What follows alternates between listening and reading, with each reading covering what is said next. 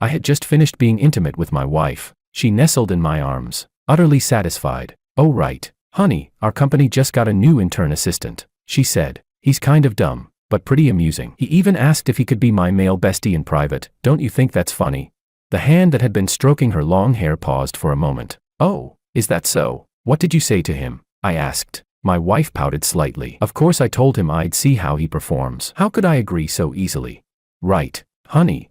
My expression darkened instantly. No wonder she'd been buying clothes so frequently lately, the colors getting brighter and brighter. The time she spent on makeup had clearly doubled. "So it's just being a male bestie. Ah. Fine. I can't accept a male bestie, but does his gender really have to stay the same?" Chapter 1. It was 8 in the evening. I sat on the sofa, head down, reading contract documents. With a click, the front door opened. My wife walked in wearing a red dress and high heels. She was tall and graceful, and beneath the short skirt were long, fair, delicate legs. Back in college, she had been the universally acknowledged campus belle. I never expected that after 3 years of marriage, her beauty wouldn't fade. Instead, it had become even more captivating. Watching her walk toward me, I felt a bit dazed. Recently, I had clearly noticed the changes in her. She bought clothes more and more often, and spent longer and longer on makeup. "Honey, I'm back," she said. My wife, Penelope Gonzalez, looked at me spacing out. She quickened her steps and threw herself into my arms. "Honey, what are you thinking about? Did you miss me?"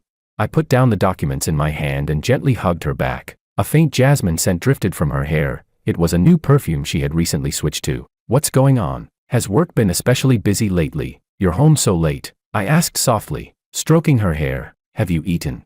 She rubbed against me affectionately. "I ate at the office, honey. A new batch of college interns just joined the company. You know, our manager hasn't been in the position for long." I wasn't at ease, so I stayed nearby to observe. She suddenly lifted her face, her big eyes blinking brightly. "Honey, look, this is the new dress I bought yesterday. Does it look good?"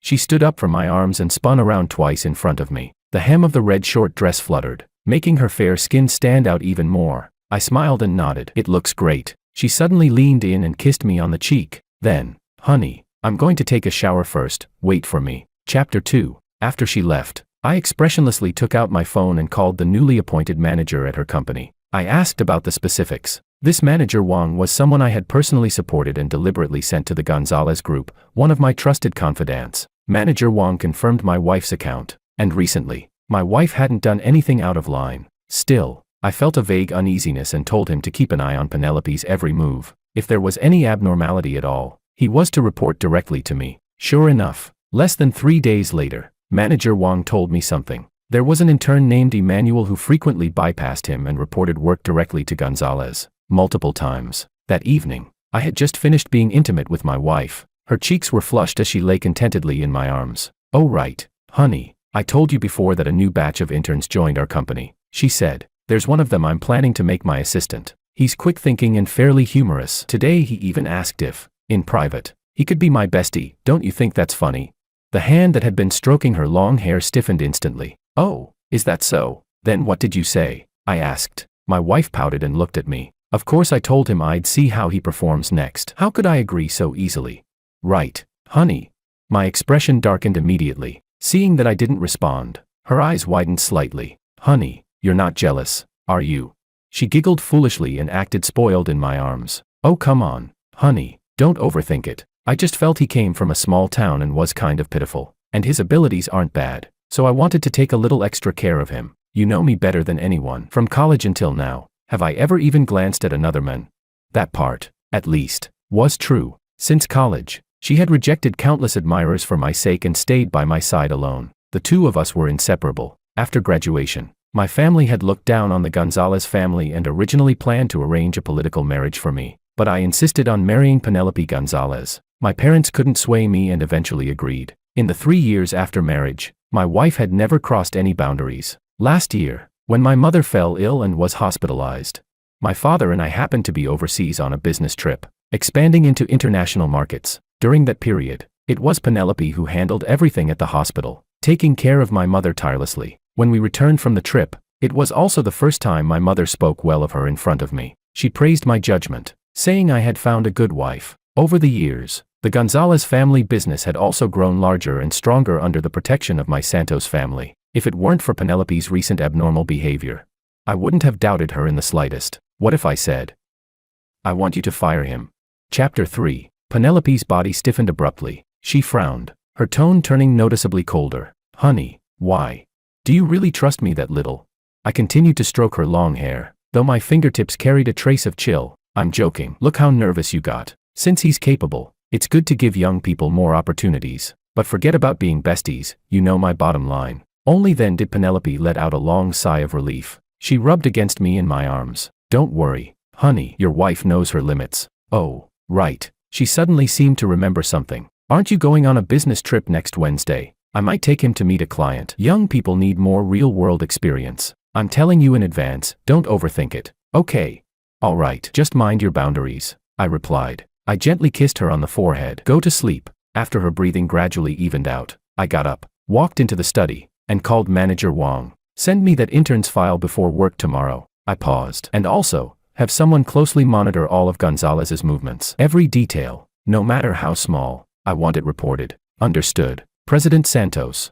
After hanging up, I contacted a private investigator to keep tabs on Penelope's every move. Better safe than sorry. I have no interest in being cheated on. Staring at the pale moonlight outside the window, I felt no trace of sleepiness. After so many years together, I would definitely give her a chance. But if she truly crossed the line and touched my bottom line, I wouldn't mind stripping the Gonzalez family of everything and resetting them to square one. 3 days later, I wheeled my suitcase out the door. My wife, dressed in a light yellow floral dress, saw me off at the entrance. She clung to me, holding my face and kissing me repeatedly. "Honey, come back early from your trip. What if I miss you?" I gently pinched her cheek. "It's only a week. I'll be back soon." After much coaxing, I finally managed to get her to let go of me. "All right then, be careful on the road. Honey, call me when you arrive." She looked at me pitifully. After driving away from Penelope, I took out my phone and looked at the intern Emmanuel's photo, his features oddly similar to mine. The smile on my face slowly disappeared, playing the substitute trope. "Are we?"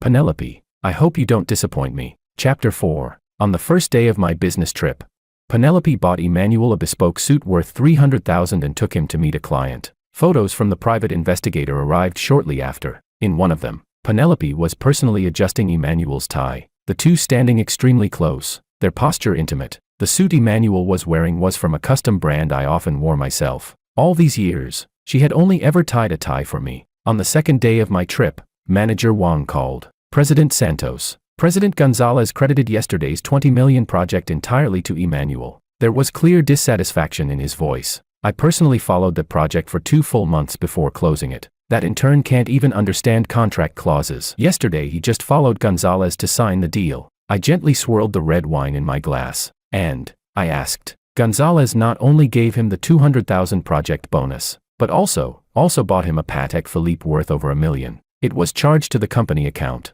under the name of Project Rewards." I took a small sip of wine. "I understand." I hung up the phone and looked out the window. The night view of this island city was beautiful, but I knew this beauty wouldn't last long. It would completely vanish once dawn broke. Things that are too perfect are always the easiest to lose. On the third day of my trip, Penelope made an exception and promoted Emmanuel to her personal assistant. On the fourth day, the private investigator reported back. The two hadn't had much private contact in person. I sat on the sofa in the presidential suite, scrolling through the chat history between Penelope and Emmanuel. Before I left on my trip, I had installed monitoring software on her phone. I could synchronize and view all her messages in real time. The chat records from the past few days were fairly normal. Emmanuel sent daily messages checking in on her, asking if she was tired or cold. But today, something felt different. Emmanuel said, "Penelope, about what I mentioned before, wanting to be your male bestie in private. I wonder if I've passed your assessment yet."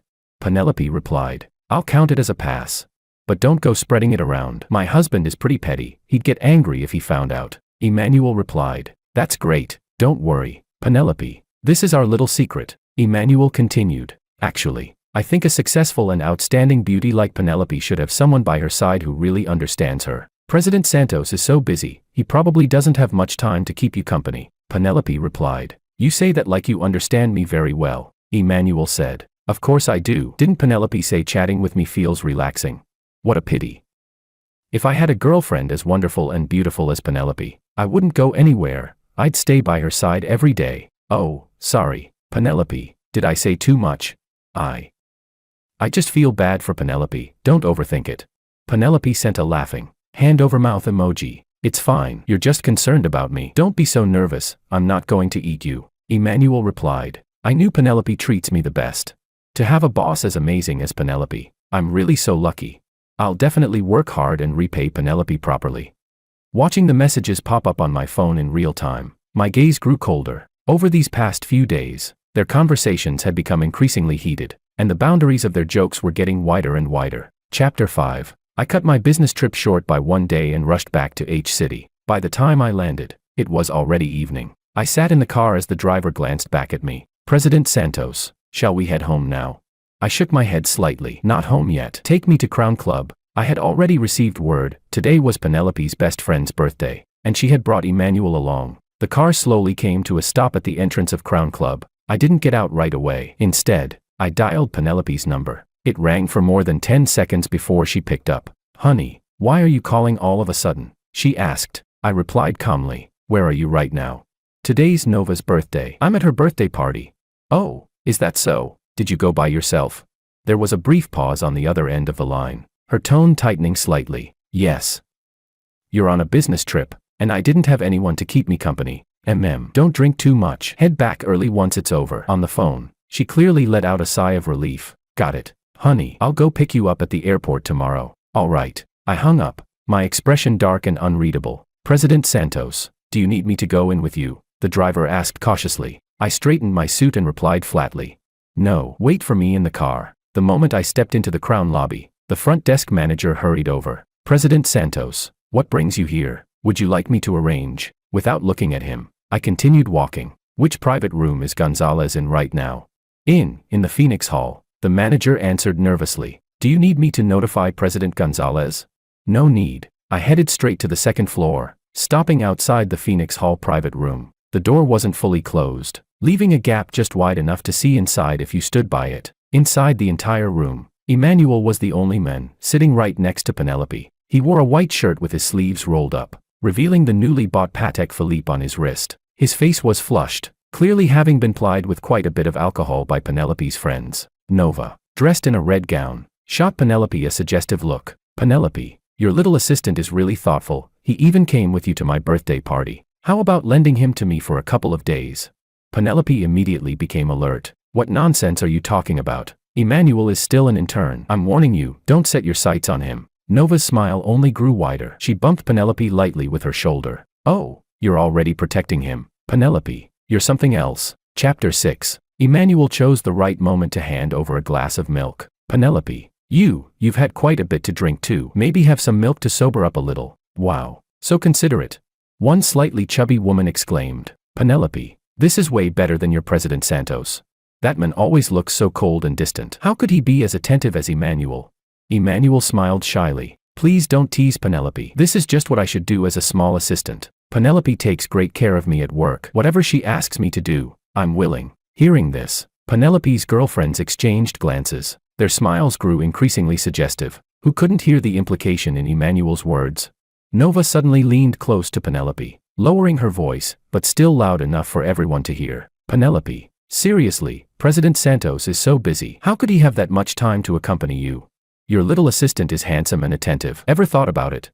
If you don't want him, I'll take him. A faint blush spread across Penelope's cheeks. She pushed Nova lightly, half complaining, half embarrassed. Hey, stop talking nonsense. The smugness in Emmanuel's eyes was impossible to hide. Penelope, don't be upset. I know everyone's just joking. Sister Nova, come on, I'll drink a few more with you. Emmanuel downed 3 more glasses in a row. His body swayed, and he leaned straight against Penelope, his arm instinctively wrapped around her waist. Penelope hesitated for a moment, then didn't push him away. I took out my phone and clicked, capturing the scene. The moment I pushed the door open with my phone in hand, everyone in the room widened their eyes. Penelope shoved Emmanuel away as if shocked by electricity. Honey, why are you back? I swept my gaze across the room and raised the phone, showing the intimate photo of Penelope and Emmanuel. What a perfect match. Handsome, attentive, a real boy toy. I said coldly. Tell me, shouldn't I just do you all a favor and complete this cheating pair? Penelope's friend stared at me in disbelief, not daring to breathe. Half drunk, Penelope sobered up instantly and jumped to her feet. Honey, you misunderstood. It's not what you think. Seeing Penelope wronged, Emmanuel immediately flew into a rage. He shot to his feet and blocked her behind him. glaring at me defiantly. You're Penelope's husband. You can insult me if you want, but how can you insult Penelope? Do you have any idea how exhausting it is for Penelope to manage such a huge company every day? Can't you let Penelope Gonzalez worry a little less? Let Gonzalez worry less. I stepped forward, eyes narrowing, my gaze passing over Emmanuel and locking directly onto Penelope. So now, it's a lowly assistant's turn to teach me how to be your husband, is that it? The moment Penelope saw my eyes, she knew I was truly furious. She panicked and rushed over, trying to grab me. Honey, I'm wrong. Please don't act rashly. Emmanuel didn't mean it.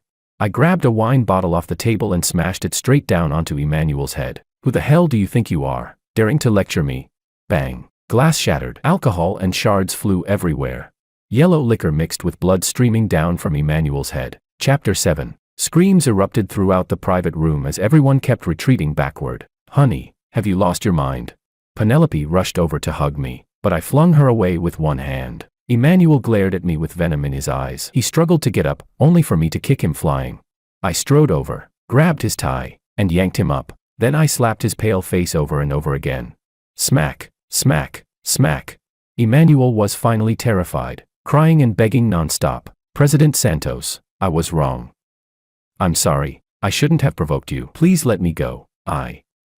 I'll never dare again. Nova finally snapped out of it and hurried over to pull at me, trying to smooth things over. President Santos, you really misunderstood. Today is my birthday, please. Just give me some face, all right? I slapped her across the face. Who the hell do you think you are? Why should I give you any face?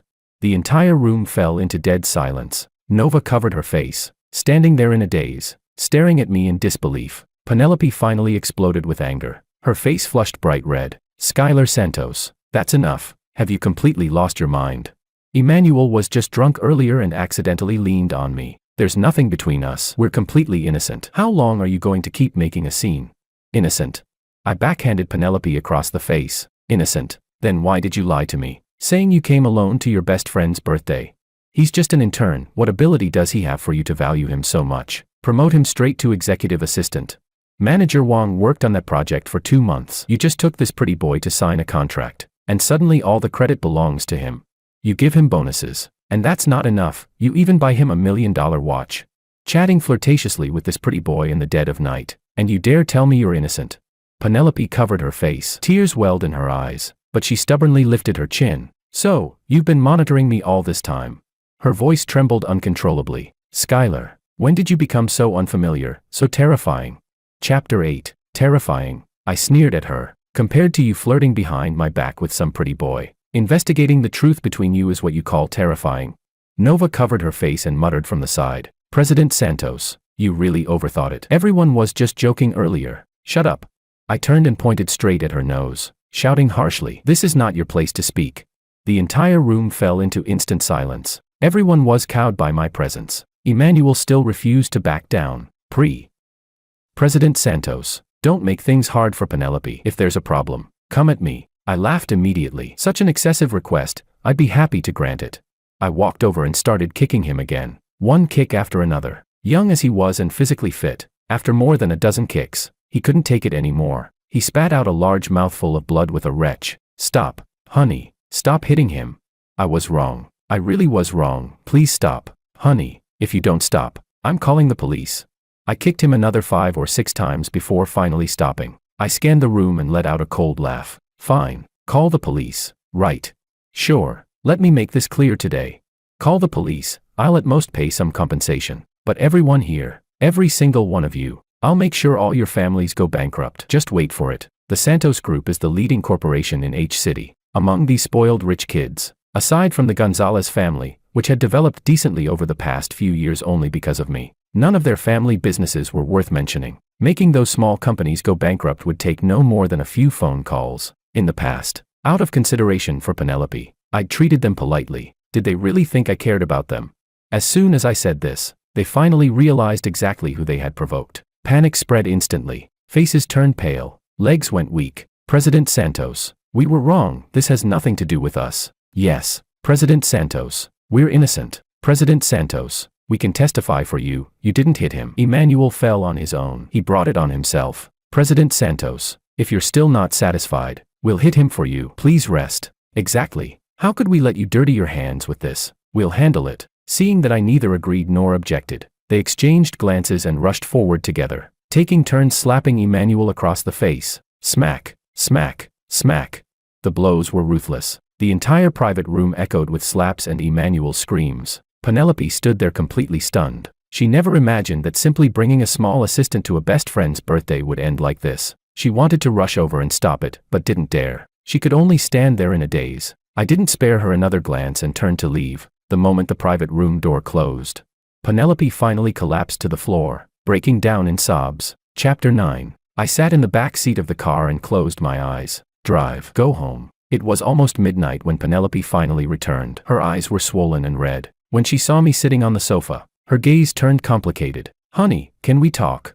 I tossed the divorce agreement my lawyer had prepared in advance onto the coffee table. There's nothing to talk about. Divorce. Penelope stared at the agreement as if struck by lightning. She staggered a few steps and almost fell. No, honey, I don't want a divorce. I was wrong. I really was wrong. She rushed over and hugged my legs, tears falling in large drops. I know I was wrong. Honey, I really didn't do anything to betray you. Please, give me one more chance. Okay. I grabbed her chin hard. Her cheeks were swollen, tears streaming down her face. Give you a chance? Did you forget how you were about to call the police at Crown Club to protect your precious little boy toy? Her whole body stiffened, and she shook her head frantically. No, honey, that's not it. I was afraid you'd hit too hard and things would get out of control. Honey, there's really nothing between him and me. I'll never see him again. I'll fire him tomorrow. As she spoke, she leaned in to kiss me. I kicked her away. Penelope, are you shameless?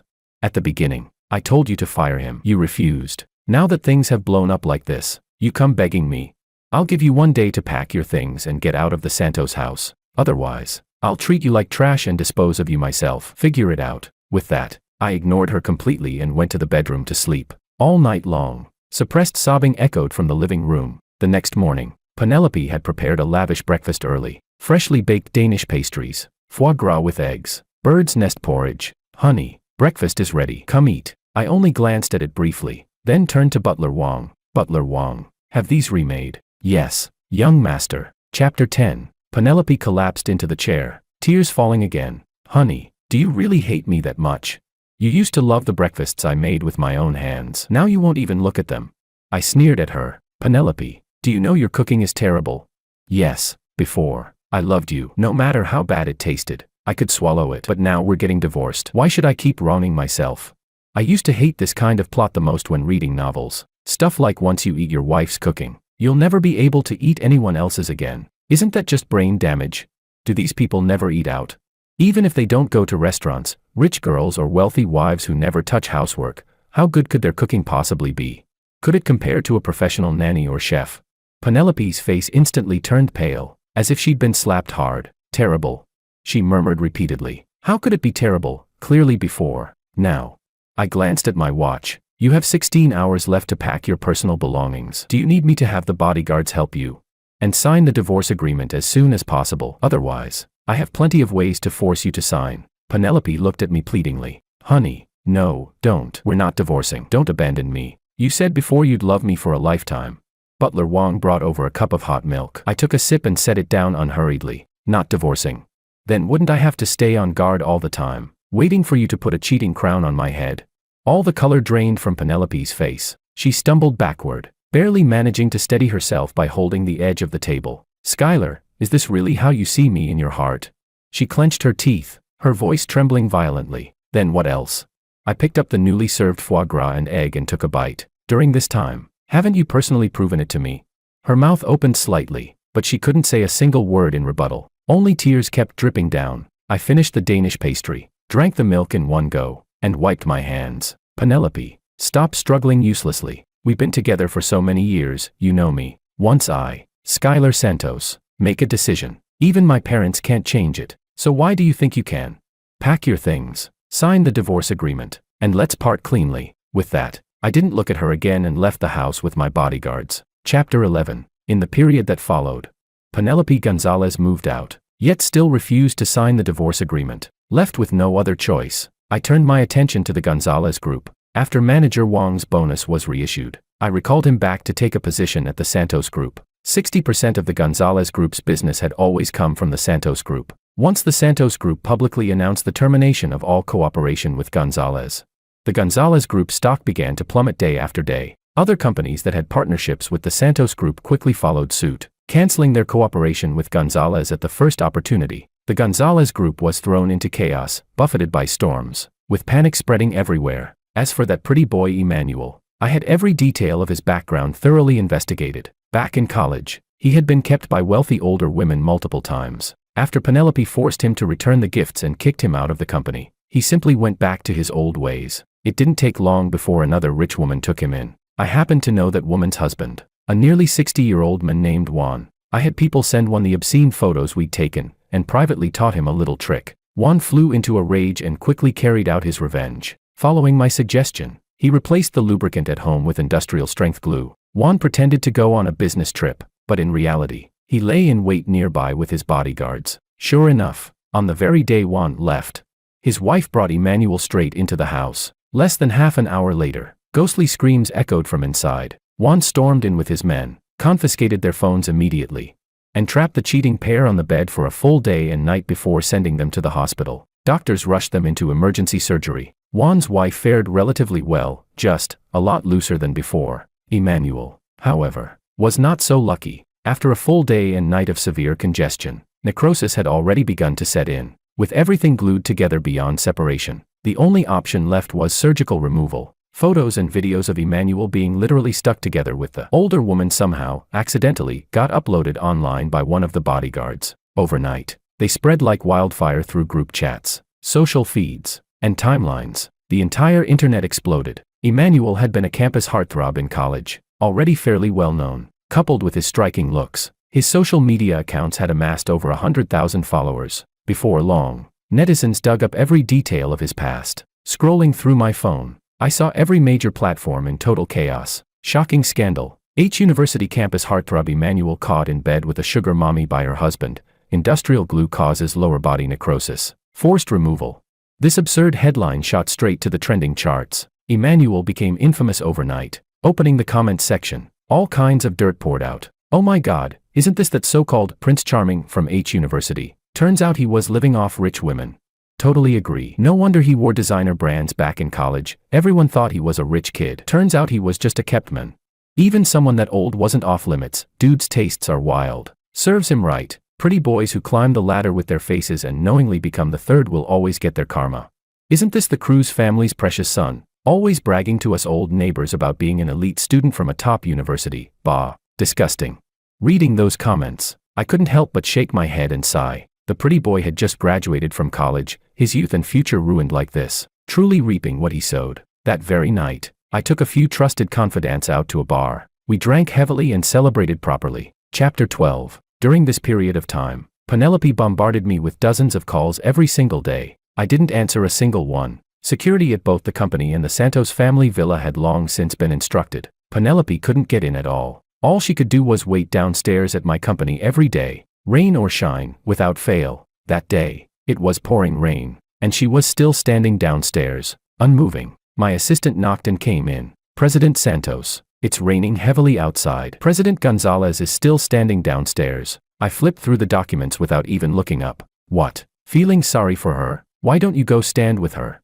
The assistant's face turned pale instantly. He lowered his head at once. I wouldn't dare. President Santos, I just thought, if something happens to Gonzalez in front of our company, it might affect the company's image. Only then did I impatiently put the documents down. All right, I get it. You can leave. The assistant bowed quickly and withdrew. I called security and had Penelope brought into the lobby downstairs. The moment I stepped out of the elevator, Penelope rushed over and dropped to her knees with a thud. Honey, I know I was wrong. Please don't divorce me. Okay. Please save my Gonzalez family. Honey, I really know I was wrong.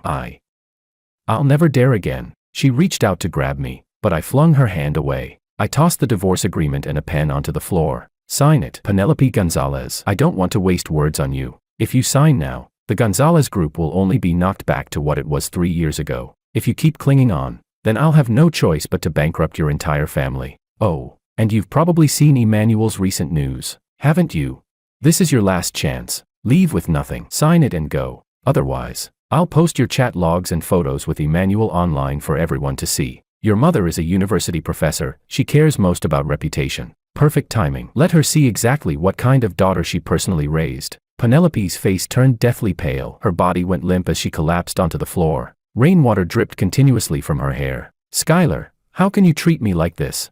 Her voice trembled uncontrollably. Skylar, my mother isn't in good health. You can't do this. You can't do this to my mother. Oh, now you know how to think about your mother. I looked at her coldly. Then when you were flirting and getting cozy with Emmanuel, why didn't you think about your family? Penelope bit her lip hard, blood seeping out from between her lips. Well, I frowned and glanced at my watch. Are you signing or not? I'll give you 2 minutes to decide. Chapter 13. She knelt on the marble floor, her shoulders trembling uncontrollably. She suddenly lifted her head to look at me and finally asked the question that had been buried in her heart. Was what happened to Emmanuel your doing?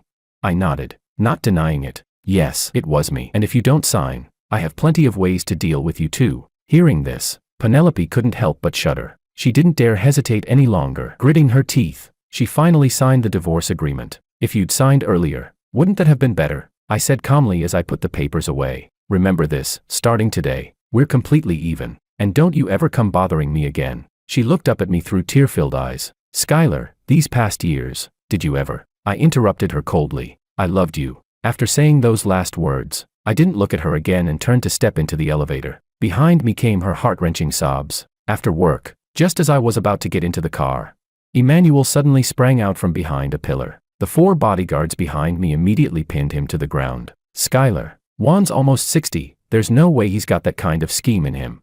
Tell me, was it you behind everything? Sometimes, a man's intuition really is frighteningly accurate. Back then, Penelope was only slightly off, and I immediately sensed something was wrong. I had given her a chance. She simply didn't know how to cherish it. After Emmanuel's incident, the very first person he suspected was me. All I can say is, damn accurate. I smiled, looking down at him from above. Yes, that's right, it was me. So what are you gonna do about it? Go ahead, sue me. Do you have any evidence? Careful, or I'll sue you for defamation. Of course, you can also try to get revenge on me privately. Bring it on. Let's see who destroys whom. I couldn't be bothered to look at him any longer. The driver hurriedly opened the door, and I slid into the car. Emmanuel was still pinned to the ground by the bodyguards, staring at me with bloodshot eyes. Ah, Skylar, you bastard, you won't die well. I rolled the window down and looked at him with mock pity. Emmanuel, being Penelope's male bestie is no longer an option for you. But you could still be a female bestie. Think about it. Emmanuel went completely berserk. He struggled violently, veins bulging from his forehead. Ah, Skylar, you deserve to die, even as a ghost. I won't let you go.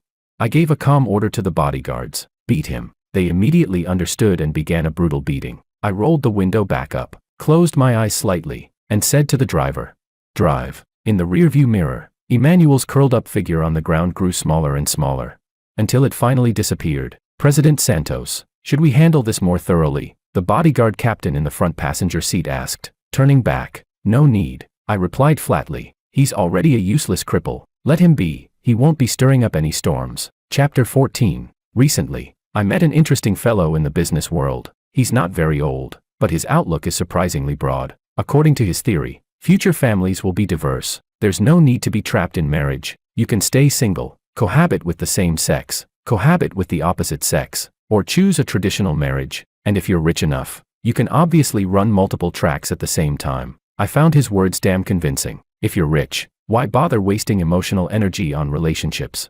Isn't focusing on making money far more satisfying? As for raising an heir, does it really matter who gives birth?